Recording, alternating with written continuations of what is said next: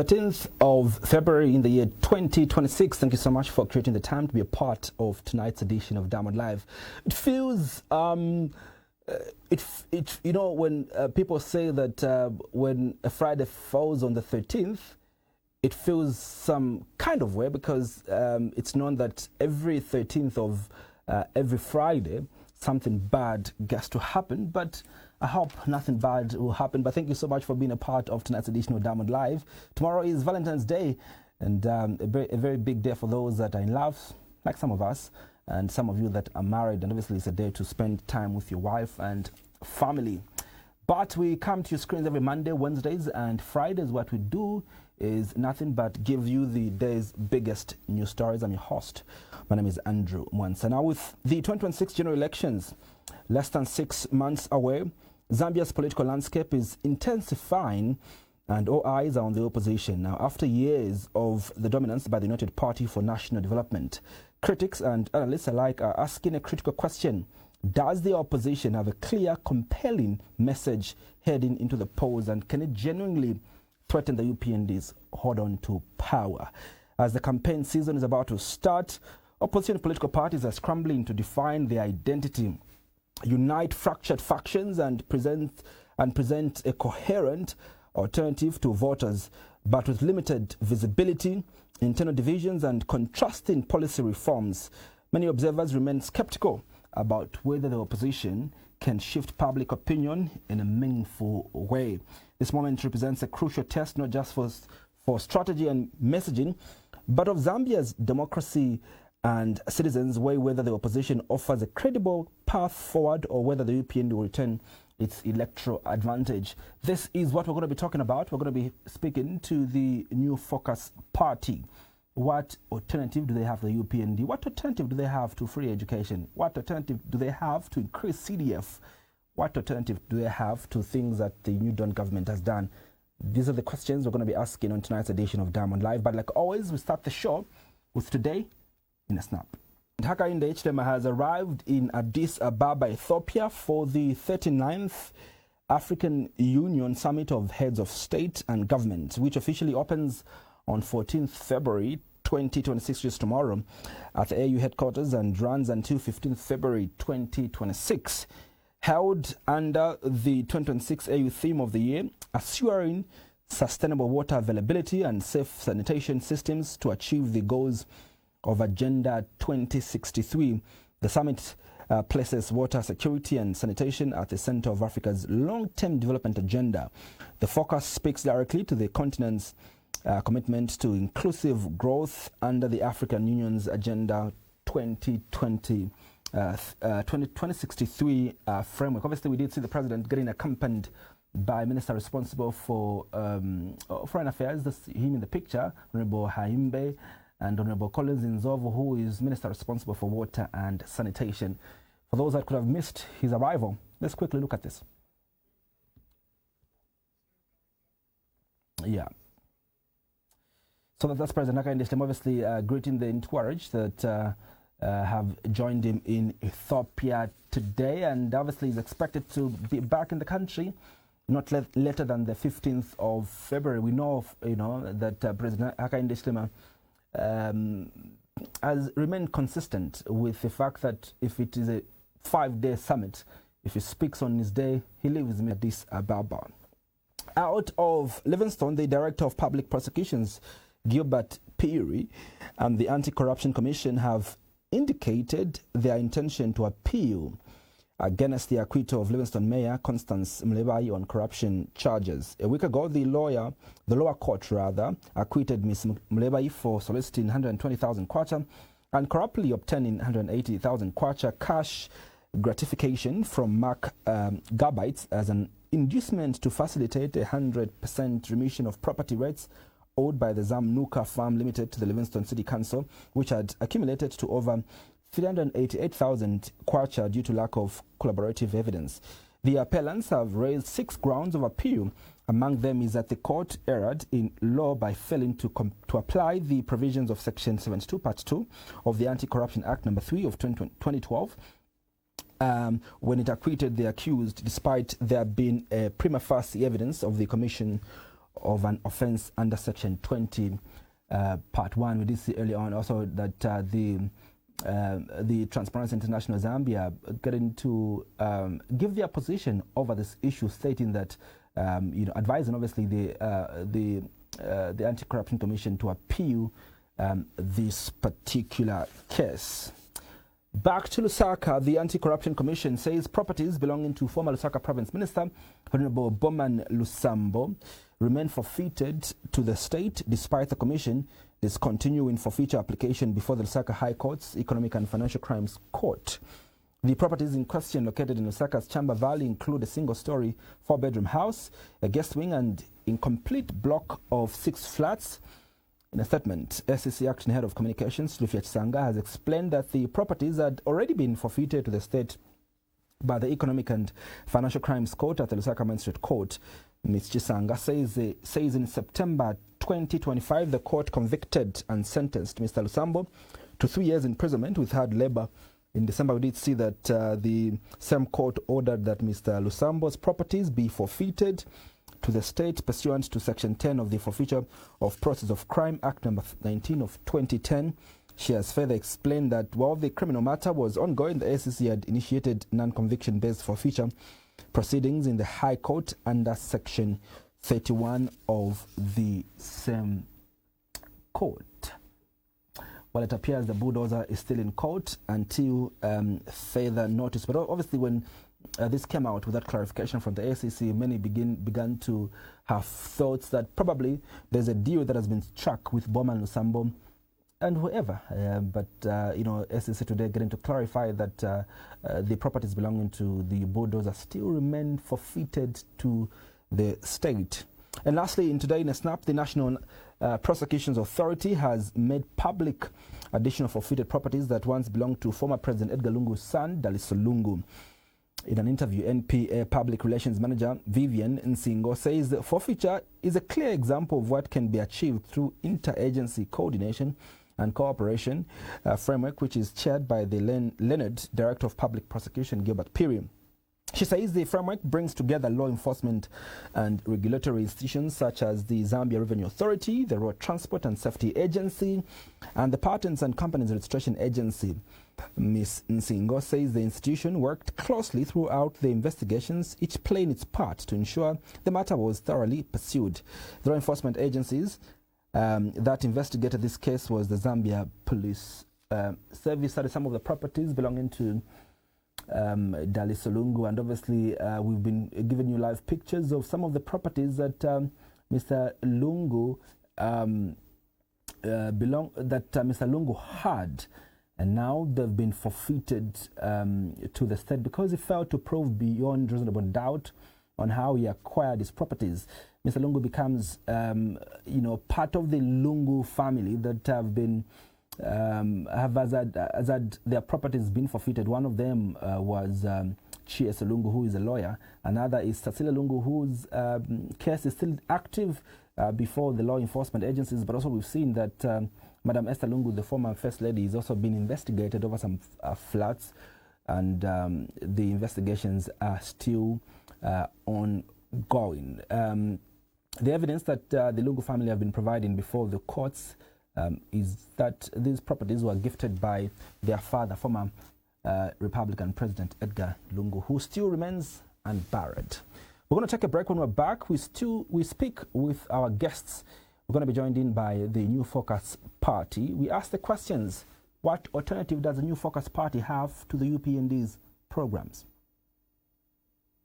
Alternative message for the people of Zambia, and do they present or pose a threat ahead of the elections? Do they pose a threat to the UPND ahead of the elections in August? New Focus Party is joining me on tonight's edition of Diamond Live. And remember that you can be a part of the program by calling us on the numbers that are on the screen, but also later on be able to read some of the messages that you're sending for us on our Facebook page at Diamond TV Online. My guest tonight, Nicholas Kumbukani Banda.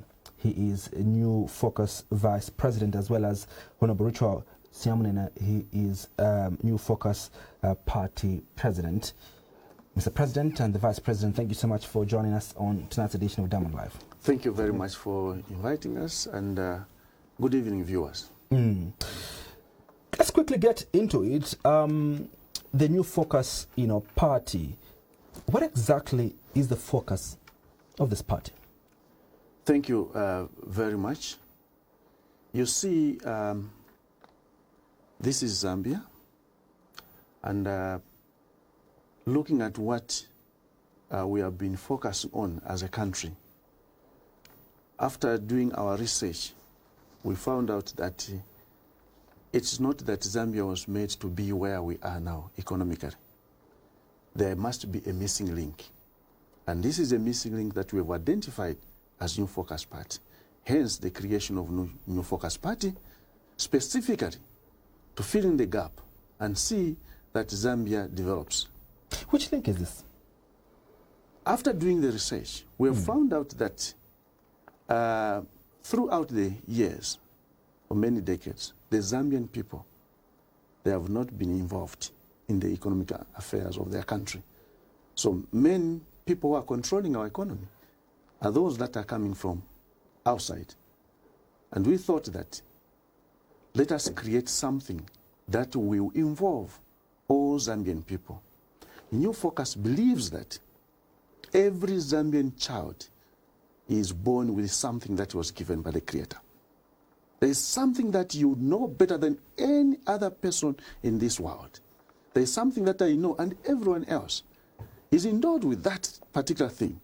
And have we been given an opportunity by our leaders to express that which each one of us had? The answer is no. Therefore, we thought that let us create an avenue where every Zambian will be able to express themselves. Then we went further. We looked at, we did a research on our Bill of Rights, because that's the foundation of our laws.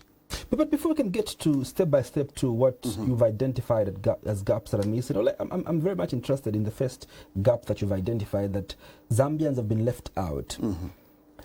They're not involved in the economic affairs of this country. Paint a picture to us how this is so. Look at, I'll just give you an example of our structure of our mining rights and the policy on mining. Okay? This is a seed capital for this country. And this is the sector that can make millionaires, Zambian millionaires.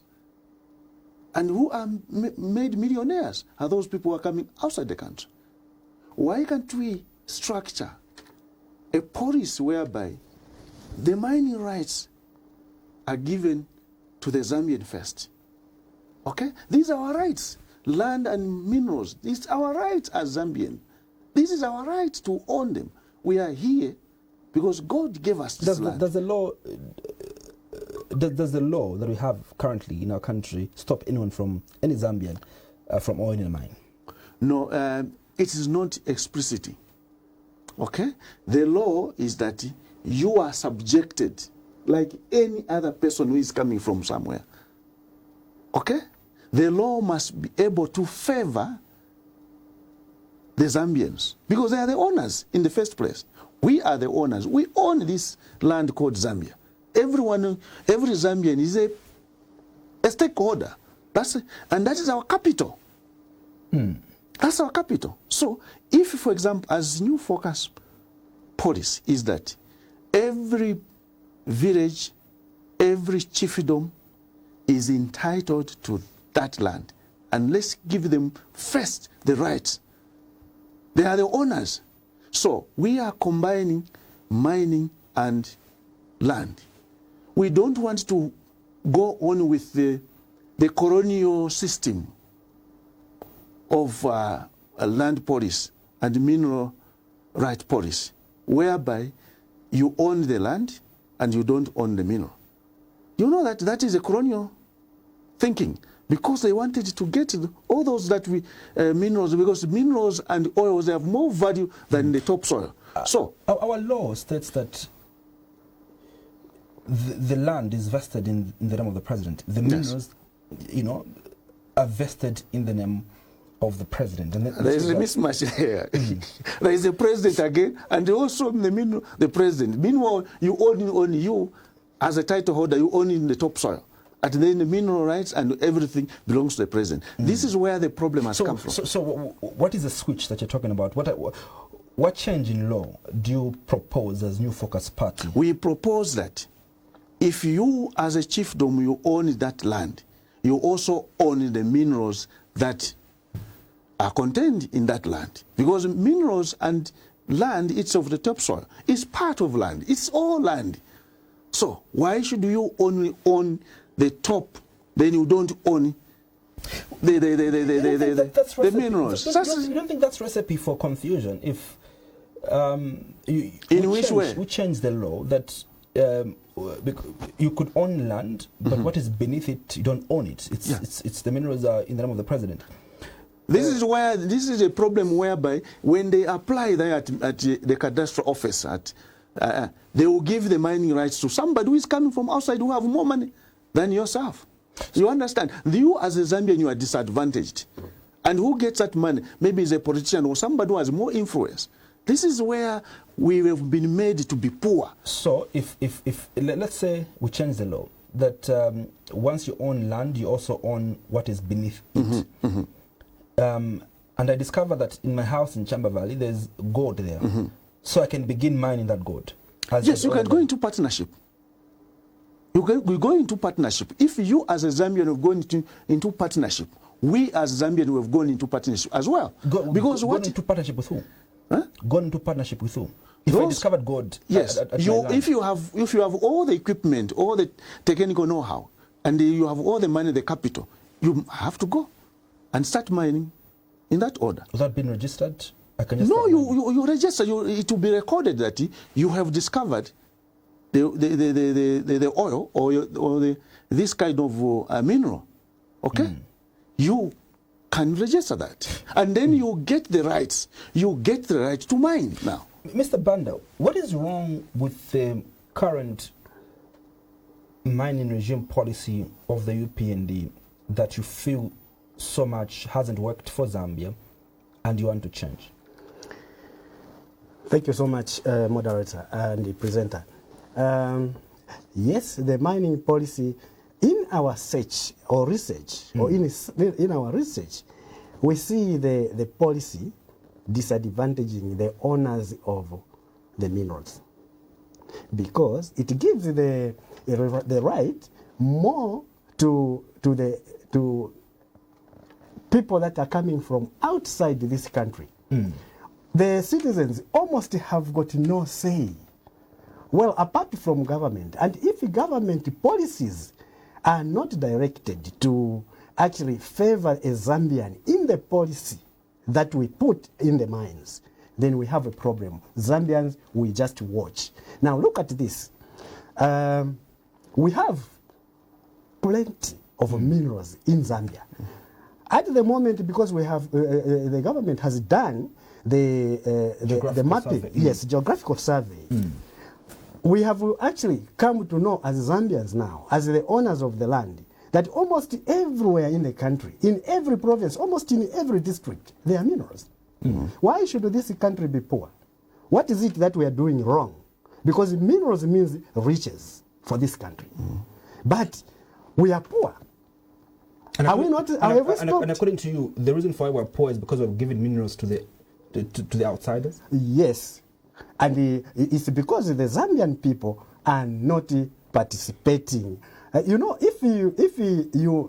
our laws do not protect a Zambian, do not favor a Zambian to actually do an equal share in the proceeds that are coming from the mines. Currently, what are we doing?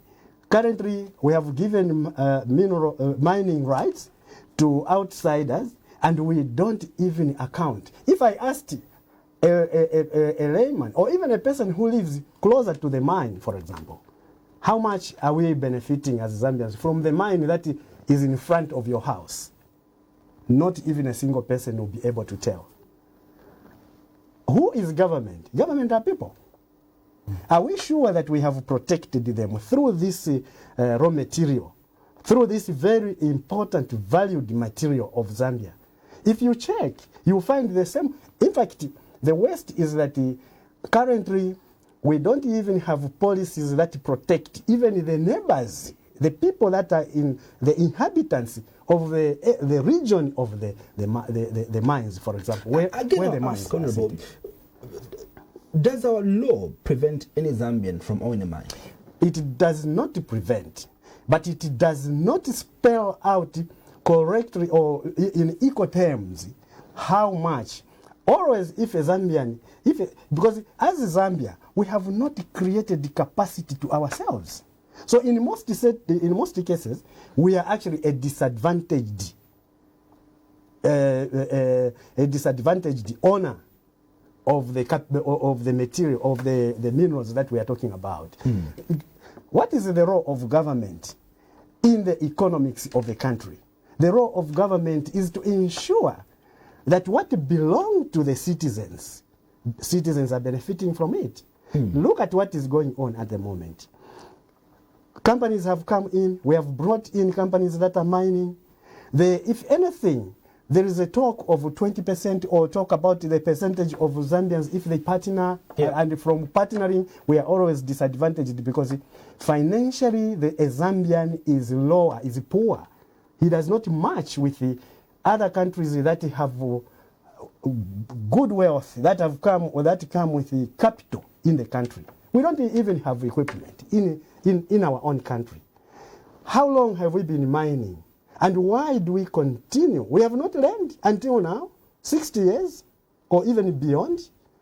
We have not learned that this commodity that we have in the country has not been benefiting a country. Look at how much the mining itself is keeping our infrastructure poor. Talk about the road network. This time, the Great North Road, for example, which cut across the country, picking minerals, taking it outside. Why should we have difficulties with an infrastructure like the road, so important, transporting our minerals, to build it? Trucks that are carrying minerals are just leaving some drainages on our road. Small cars cannot even drive. This means that moderator. This means that as Zambia, we need to rethink. In fact, outside the country, some time back, I was privileged to have attended some international economic conference. Where as Zambians attending that, we felt so ashamed. A foreign presenter telling us, apparently I was serving that time in government as a deputy minister. You know, he spoke to us in a manner that all of us who came from Zambia were ashamed. This national presenter, he was actually indicating to us as if he himself is a Zambian living on the copper belt, which is our mother host of the minerals that we are talking about. He says, you Zambians, you have allowed foreigners to dig copper in your country, and you don't benefit. Your laws are so poor. Your policies are so poor. You load heavy trucks passing on your road, the central road, leaving drainages, and you are not getting anything. And jokingly he said, and if I say that, maybe, because I won't mention which country, he said, and that country which is digging copper in your country has just blindfolded you by giving you a makeshift stadium, which cannot last even for 10 years. So, can you imagine? You were in government. What did you do about that? In fact, both of you in government. What? We were in government. In government, participation in government at different levels have got a level that you can contribute, but you can't force the cabinet to take your idea. What did we do when we were in government? For us, for me speaking, and I believe my president too, what we did was to learn It was an advantage that we went through that process, because what we are talking about are things that definitely, if if I had the opportunity to change the thinking or to influence the thinking to the level of changing the policy to what I'm thinking now, which I know I have knowledge about what I'm talking about. That was the advantage that I got from that experience, because I can speak about these things and having the opportunity like I do. So the PF government rejected, the government that you served in rejected the ideas that you brought on the table? If I said they rejected, it may be too much to accuse the process. The process in government is such that you can contribute, you can contribute, you can put up your point. It's up to the entire team either to get it or not. And so if I said they rejected what I proposed, there were many things that I proposed in the government, particularly that I was serving in a different ministry than the mines. Just hold your thoughts here. And once an agreement has been reached, you become part of the agreement, even when you are opposing to that idea. So that is how government operates. Just hold your thought on it, but we have a first caller, Mr. Mukosa Collins from within Lusaka. Hello, good evening. Good evening, Andrew. How are you? Very well, thank you. Hope you're well. The other brother of mine from another mother. Good evening. Good evening. How are you? I'm good. Thank you. To answer your question, Mr. Andrew, the question that you have posed to the guests or to us as the citizens, that do the opposition have message? They don't have. That's why if you have been following them as journalists, you have seen that they are just relying on what Edgar Lungu did.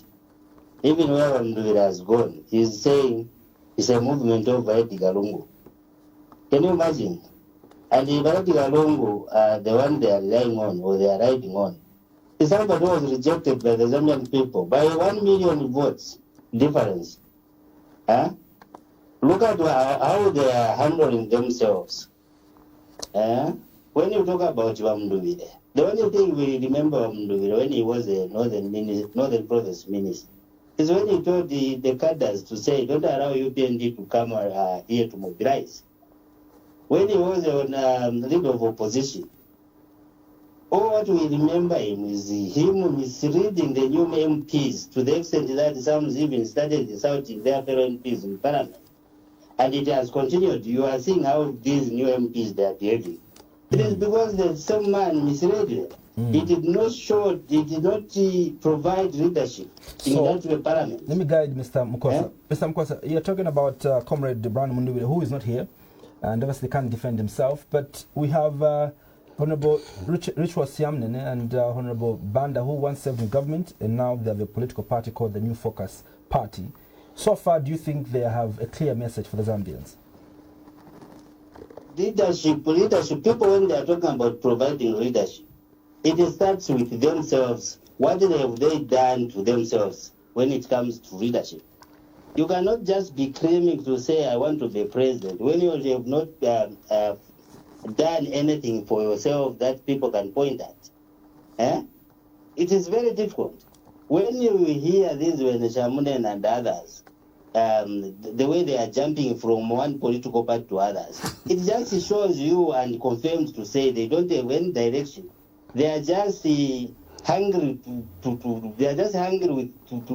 they just want power. All right, thank you even so when much. they don't know what to do. Yeah, thank you so much, Gilbert Mukosa. Would you like to respond to? No, we don't want to respond to him because it's outside what we are discussing here.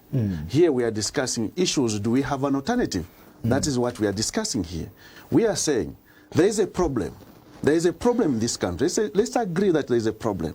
The country itself, the land of Zambia, is very rich. Yet its people are poor. Why is this mismatch? We Zambians, we must be honest. Sometimes we sit down and say, what are we doing? Rather than arguing politically. Here is a problem here. The land is rich. Then in the next door neighbor there, if you go to Solwezi, you go to where? There is a poor boy there who doesn't have shoes, who doesn't have what, but yet the mining giants or everywhere, they are producing enough. Sometimes their income is more than the income of the nation.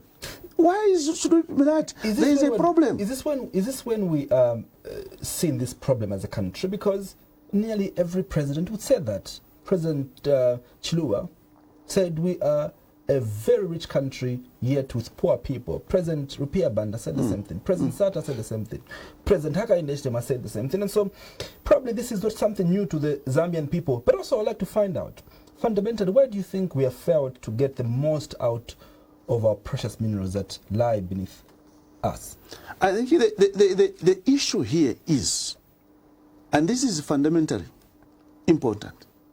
You see, you have the mine here. You have the mine here which has a value. The value of this country is in its minerals and other natural resources. It's not the money. For us, we are jumping on to go to the money, not realizing the money is made by the value. So that value that we have as a country is copper.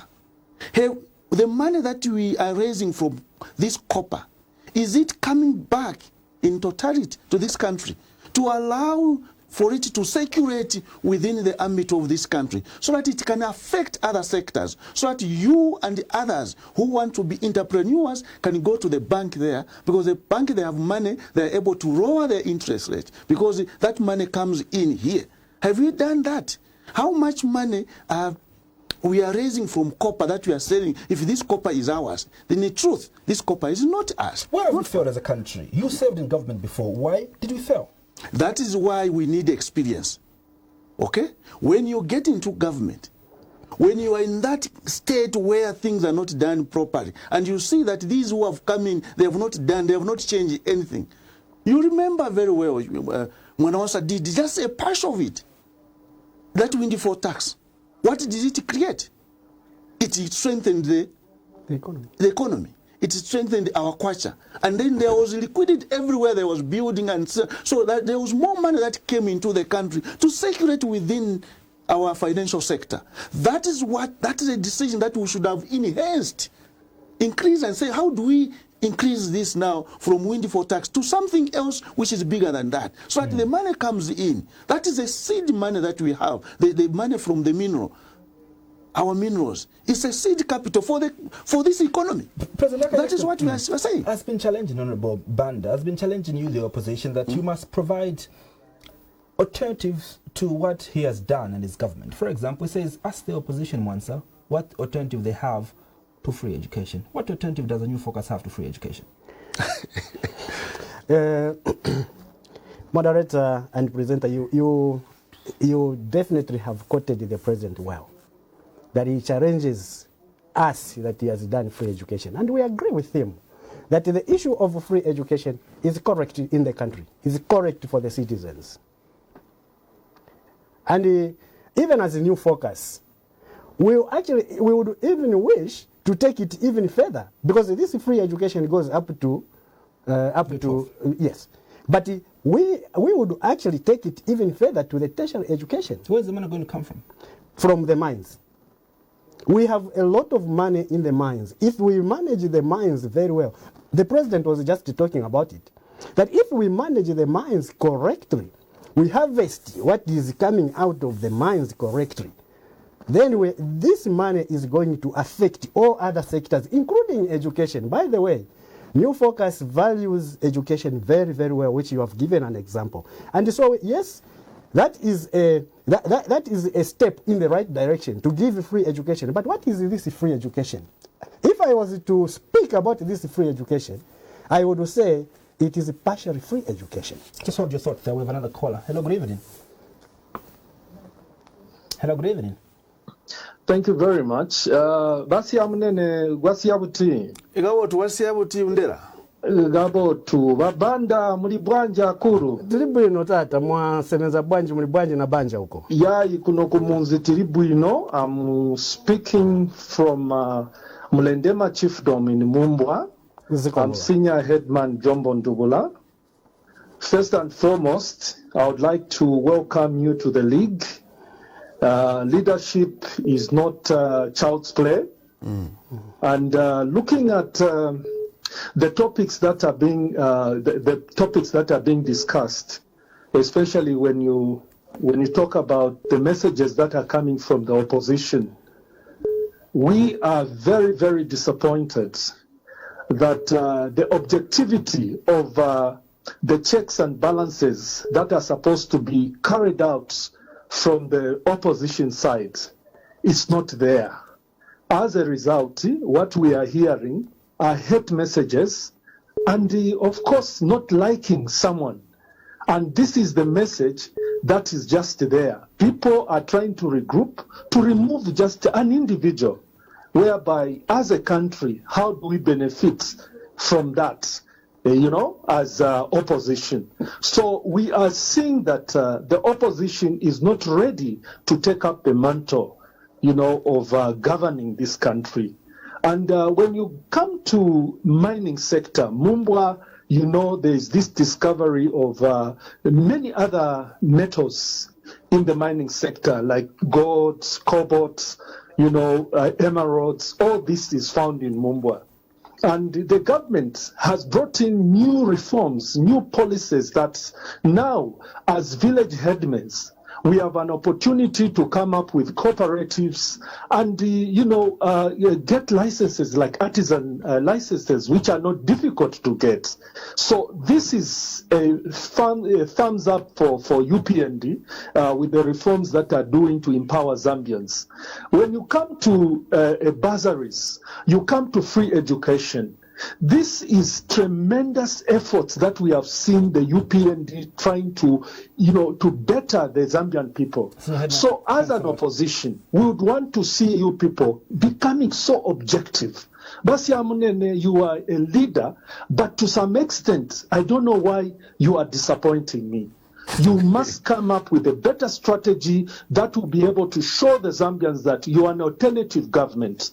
So for me, really, as a senior headman. Thanks so much, Senior Headman, for that contribution. We have another caller, Elias Banda, calling us on the program. Elias Zimba, rather, calling us on the program tonight. Mr. Zimba, good evening. Thank you so much for joining us. Mr. Zimba, good evening. Thank you so much for joining us. Hello. Mr. Zimba, good evening. Yes, go ahead, sir. We can hear you. Hello? Yes, Mr. Zimba, we can hear you. Go ahead. Thank you so much. Good evening, Mr. Moderator. Good morning, Mr. Good evening, Mr. Shamnene. Good evening. How are you, Mr. Zimba? We are so happy to have a new president coming in. Thank you. In Zambia to make sure that our political background and the political ground is set for good checks and balances for the goodness of the Zambian people. Now, I want to ask you, our new president who has come in on the line of the president, you have spoken a lot of things that we have listened to, but I'm not so much satisfied with when it comes to the mineral debate that you put on the across on this debate. You have not done it in a way that every Zambian can understand.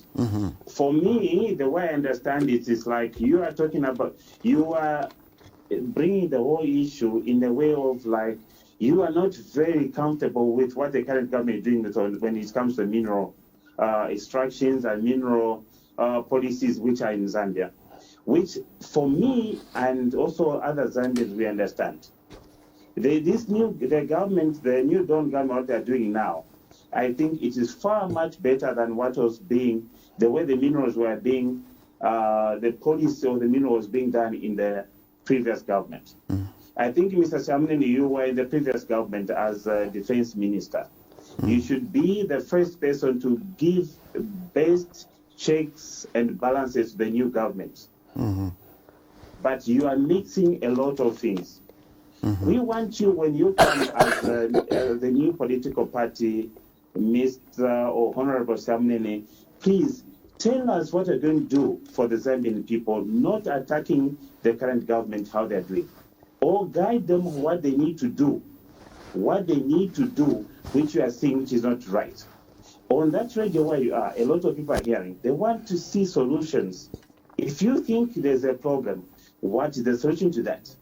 And also, as a new political party, you are coming in the government. What will you do in the mineral sector, as you have seen it, like it's not being balanced, or it's not being handled very well?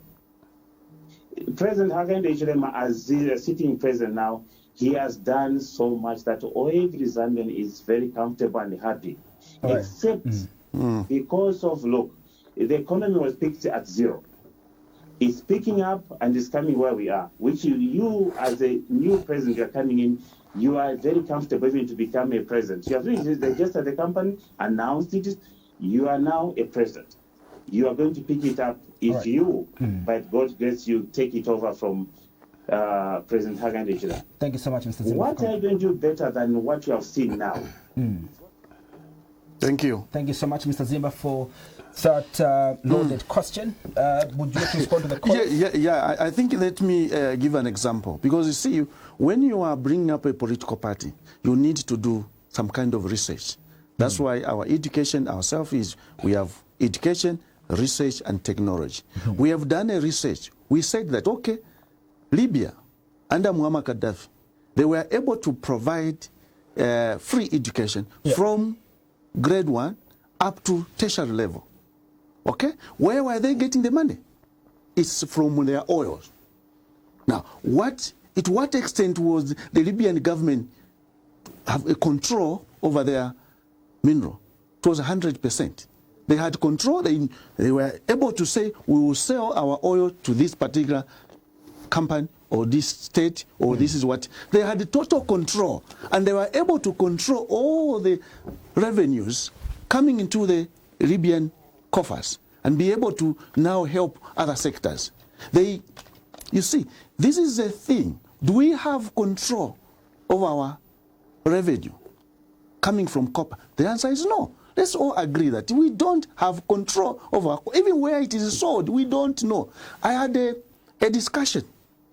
You're in government? Yes, no. That's why we are giving you these. That's why we are giving you these experiences. We are giving you because you see, for a leader, you must have experiences up and down. Then you have that correction. Then you are able to say, I can change this. Because you see, you are like those who are outside this confinement. Okay? Do they know what is happening here? They don't know. So if you are here, you will know that, okay, this is what needs to be changed. That's why we are coming up with this kind of alternative. And what we are saying is, if other countries are managing, Saudi Arabia is managing, do they have control of their oil? The answer is yes. So let me just add one issue. I had a friend from the Asian country. They said that we are buying 70% of copper from Zambia. But we are not buying from you.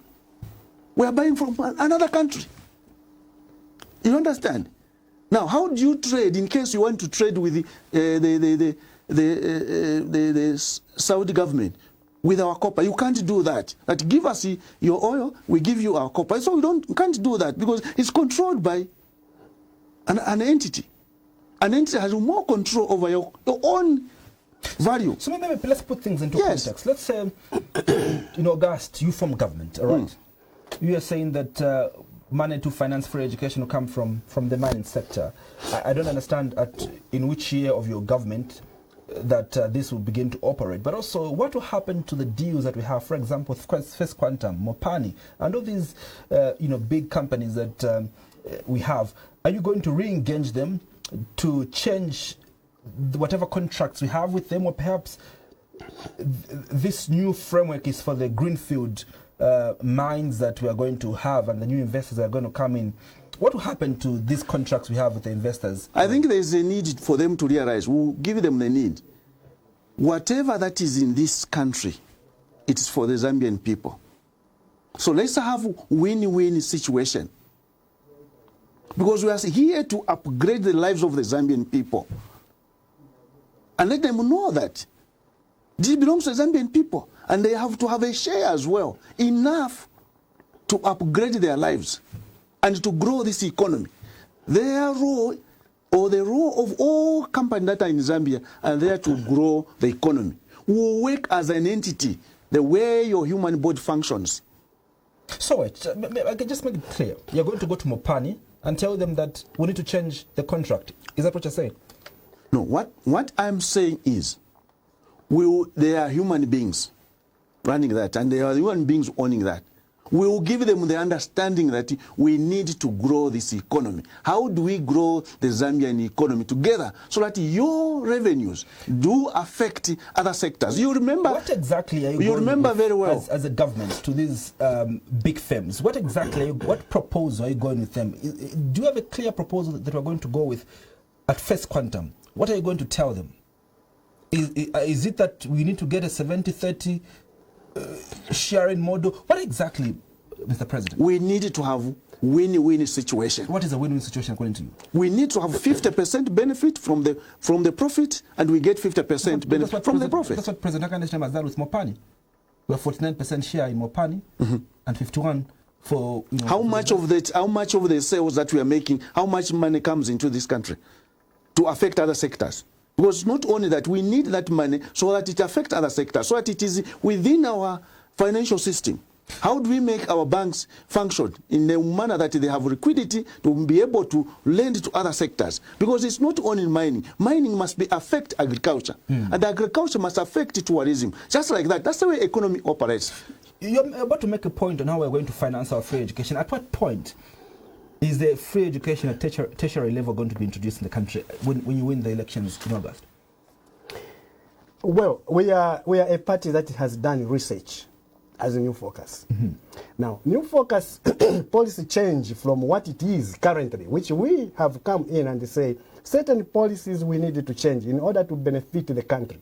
It means it come into effect in terms of implementation, in terms of the research that we have done.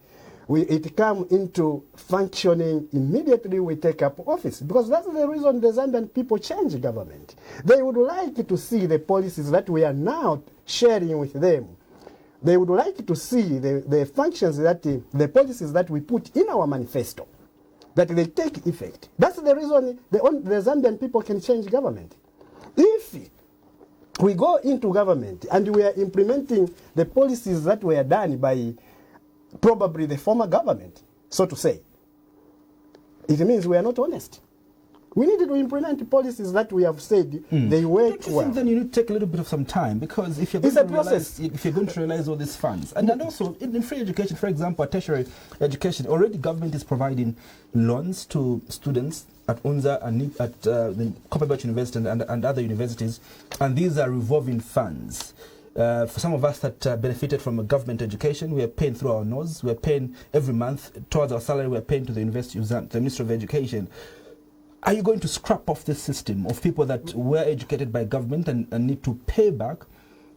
Or explain to us what system you are introducing. In a government, running government is a pass-on button. Things that have been done well, we maintain them, or even we put them even to a higher level of attention. We continue them. What has been happening? The kind of approach that we have been taking as a country has not been the best. Any government that walks in forgets about the things that the previous government was doing, and this is not correct. What are some of the programs that the UPND have done that you're going to continue doing? One of them I was just confirming that introducing free education for to the Zambian people, Zambian children, is good. But we even, on our research, we even go further that there are issues, there are certain issues, policies that we should still add to that free education that should benefit even more. So I'm using even more. It means I'm acknowledging that free education is benefiting people. CDF, are you going to reduce it, or are you going to? CDF, we were members of parliament. CDF is a good thing that we have increased it. But you know, CDF, yes, it's another model that government releases money to projects. If you check, you research correctly, this the issue of CDF do you realize that a lot of ministries currently have reduced the funding that they used to receive before in terms of projects? Where did that money go? That money has gone to be implemented in the CDF. Is there anything that we can be proud of to say we have reduced the funding of the ministries and we have taken the same money into CDF? You know, we really need to analyze this. We need it sounds very good that actually money has been implemented through CDF.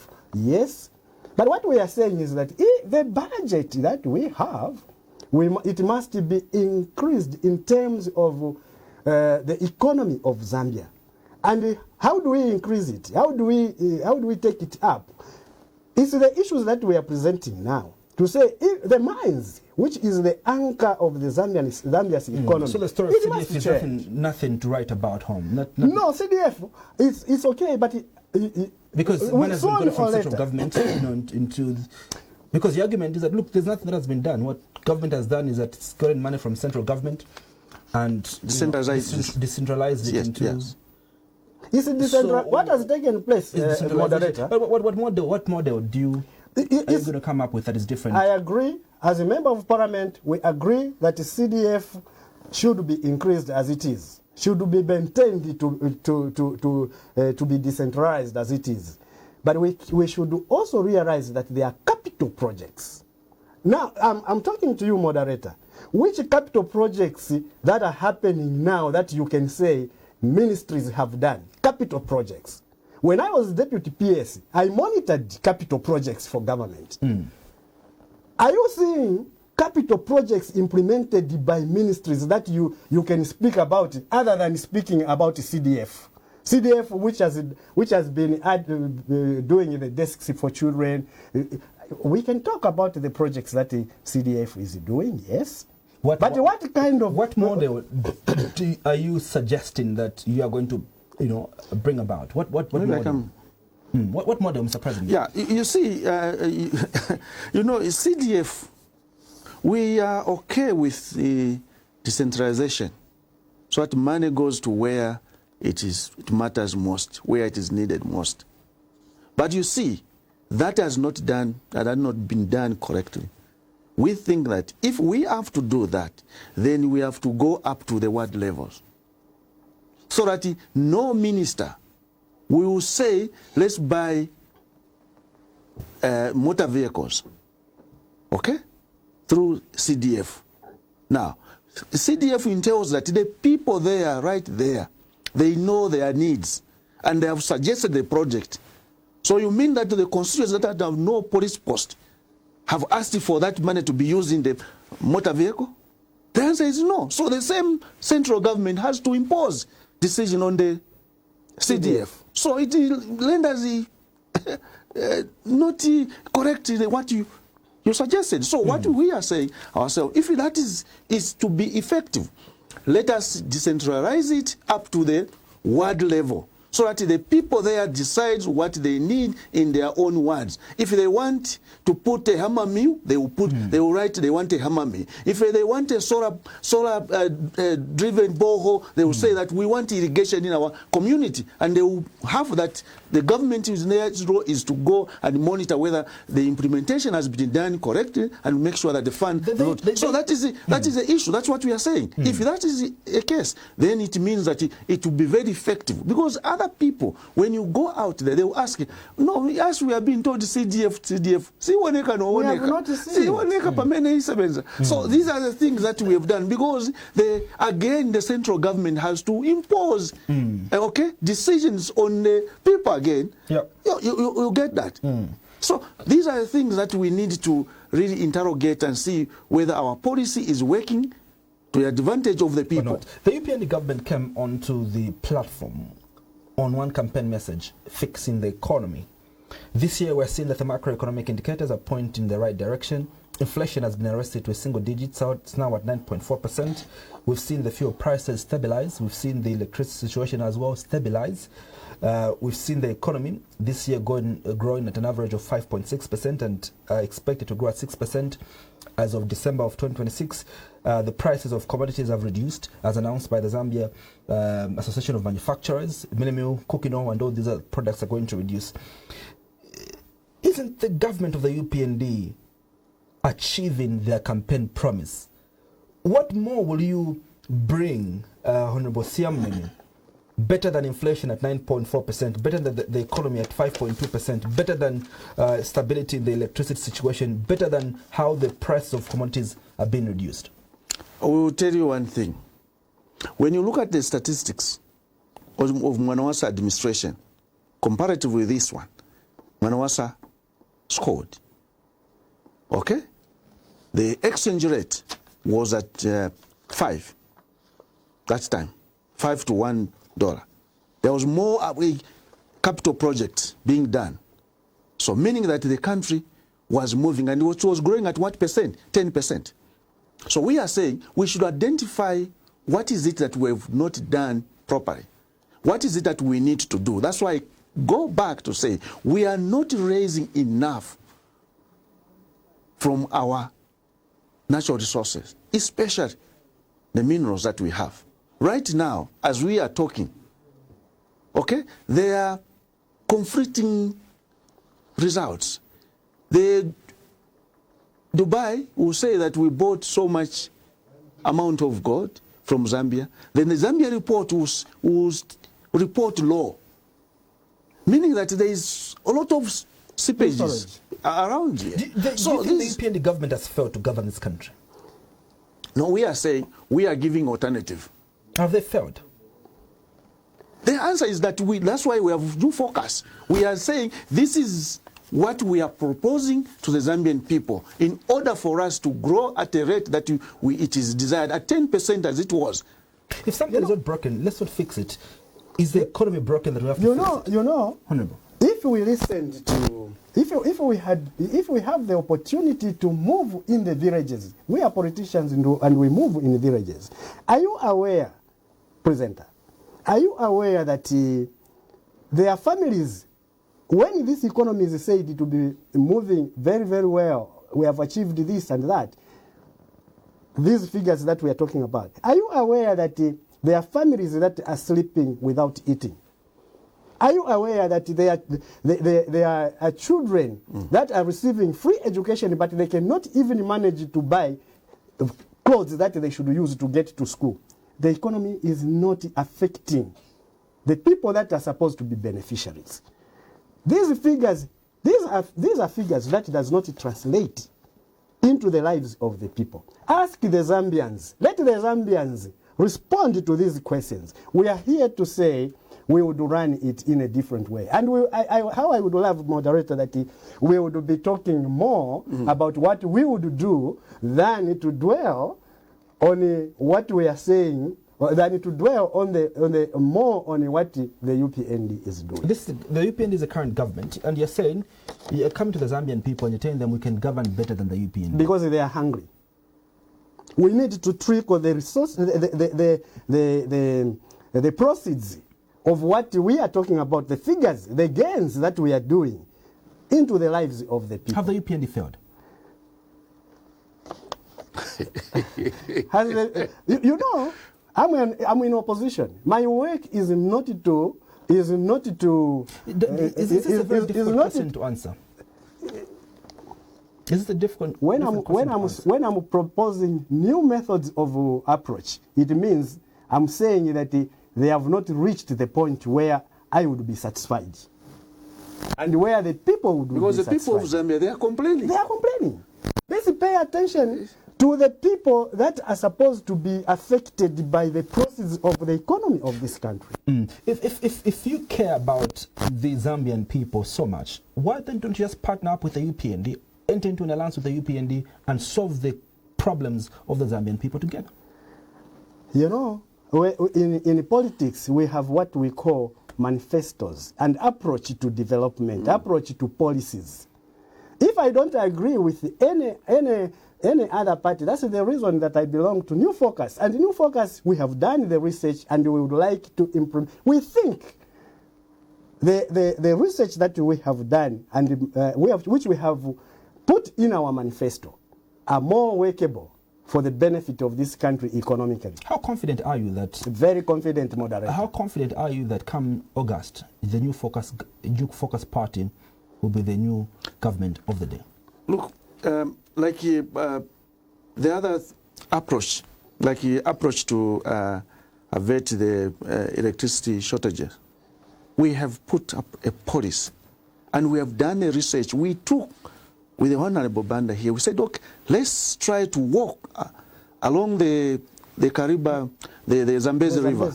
And we found a number of tributaries, areas where dams can be constructed to conserve water, so that in the times of lacking drought, we are able to open those dams and fill in the Kariba Dam. So we have done that. Okay? So these are the things that we said that instead of us celebrating the years when we have enough rainfall, you go to Siavonga there. You know that the people who go to Siavonga and ZESCO will announce that we are going to open the Kariba Dam so that water goes up to the Indian Ocean. We said this is wrong. What do we do? Let's look at what we can do to avert this. So if you put along those tributaries, each tributary, a dam, a small dam, it will save also for agriculture purposes. Okay, it will save also electricity in the times when you have drought. Okay, it will save also for recreation. So we thought that this is an alternative that we have for this country in order for us to have enough power to drive our industry, because we believe in industrialization as well as to export this power to other neighboring countries. It then has got a capacity to generate enough. So if we are able to conserve this water as opposed to allow it to go to the Indian Ocean, when it is within our country, there are no international protocols, because it's our water, it's within Zambia. So we are able to do what we can do with our tributaries. Unless when you talk about the actual river, so Zambezi River. So this is what we are saying. Well, 5 minutes before we go, I would like first to speak a bit about politics. We have less than 200 days to go before Zambia goes to general elections. How confident, Mr. President, are you that you form government in August? Well, we are very confident in the sense that we have a program. They should not look at our faces. They should not look at where we are coming from. They should look at our ideas. What alternative ideas do we have? So this is what we are offering the Zambian people, who we are. And we have a record. We served before in various administrations. Now, when we served as a Minister of Western Province Minister, Works and Supply Deputy Minister, Commerce and Trade Minister, and Defense Minister, what is it that we did during our time there when we were offered that, when we had that opportunity to serve the people of Zambia? Did we do anything wrong? Then they should discard us. But if within our time we served well, then the Zambian people can give us an opportunity to say, look, let's give these guys, they have a program. Because we have a program. We have done research. We are out there spending time in those villages, spending time everywhere, and see exactly what is it that we can do alternatively to better our economy. And we've identified one thing, that our education system has been very weak. So we have said we are going to name this sector not a social sector. Okay? Education will not be treated as a social sector. It will be treated as economic, as the mother of economic sectors. We will name it education, research, and technology. We know that out of research, that's where you get things done properly. We have said that. We are not going to implement anything in government or decision. It will be based on research. Research has to be done to say, this policy that we are bringing, what effect is it going to have to the people of Zambia? So that is what we have said. And we also take technology. We will get our young people, go out there to those countries, be trained there, and bring them here so that we give them what to do now to develop this country so that they are able to do technological advanced things through that education. And we will not design this economy based on anyhow. No, we will look at every training that we give our people, our young people, will be researched and to make sure that there is an economic need of that particular endeavor. In conclusion, Mr. Vice President, it's been often said that there's no one single political party that can oust the UPND in the August elections, and that there's been a call for opposition to unite. Are you considering any alliance ahead of the August elections?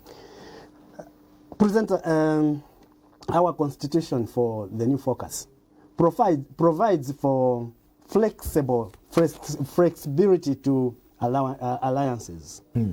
And so the cry of the Zambian people, yes, we are actually listening to it, and we are paying attention to say, what do people need? Because we are listening to people so much, and we would like people also to listen to our proposals so much. So yes, we have a provision that gives us that mandate. But how do we engage into an alliance as the new focus party?